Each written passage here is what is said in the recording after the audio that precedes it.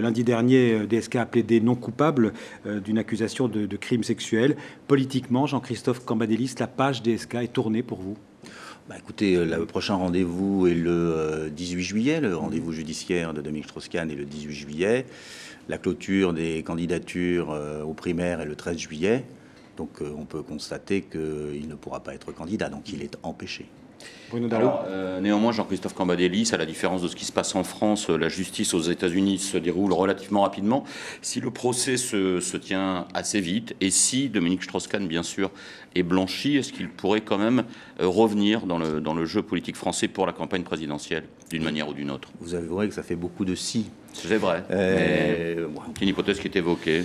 C'est une hypothèse qui est évoquée, mais je ne sais pas si après ce qu'il a subi, il aura envie de se relancer dans une campagne présidentielle dont on disait déjà à l'époque qu'elle serait terrible.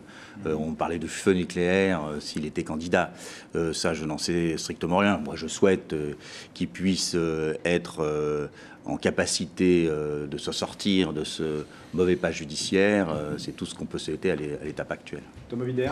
Vous avez été troublé, comme d'autres, par les révélations concernant les liens de proximité entre Nicolas Sarkozy et le chef de la police new-yorkaise, Ray Kelly? Oh, troublé, ça m'a un peu étonné. Je savais que le chef de la police new-yorkaise s'intéressait beaucoup à la France, qu'il était souvent en France, qu'il était très proche de la France. Savoir qu'il a eu la Légion d'honneur remise par Nicolas Sarkozy ou qu'il était présent à celle de Boer m'a fait que confirmer son intérêt, son grand intérêt pour la France. Malgré tout ce qui s'est dit ces dernières semaines sur Dominique Strauss-Kahn, vous ne changez pas votre jugement sur l'homme que vous avez connu, avec qui vous avez travaillé pendant des années? Tout à fait. Dominique Strauss-Kahn reste un ami et je ne crois absolument pas à tout ce qui était raconté sur lui. Juste avant la dernière audience, vous aviez dit que vous aviez parlé avec Dominique Strauss-Kahn, qu'il était triste mais combatif. Vous lui avez reparlé depuis lundi? Non, je ne lui ai pas reparlé depuis lundi. Je ne crois pas qu'il s'exprime beaucoup. De temps en temps, il appelle les uns et les autres. Mais on ne peut pas dire qu'il soit pendu au téléphone, à appeler de l'autre côté de l'Atlantique. Je crois qu'il a quelques problèmes à régler plutôt que de s'occuper de ce qui se passe en France. Une dernière question là-dessus, Bruno?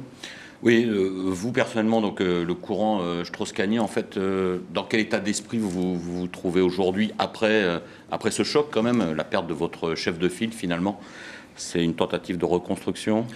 Écoutez, le courant strauss-kahnien, ça ne nous a pas échappé, était pluriel, hein, mais je crois que dans toutes ses composantes, il a été bousculé humainement et bousculé politiquement, parce que c'est celui pour qui on travaillait, en qui on croyait, on avait investi énormément politiquement depuis des années pour certains, qui se retrouvaient dans une situation où ils ne pouvaient pas se présenter à l'élection présidentielle. Donc il faut réfléchir, mais essayer de garder son unité.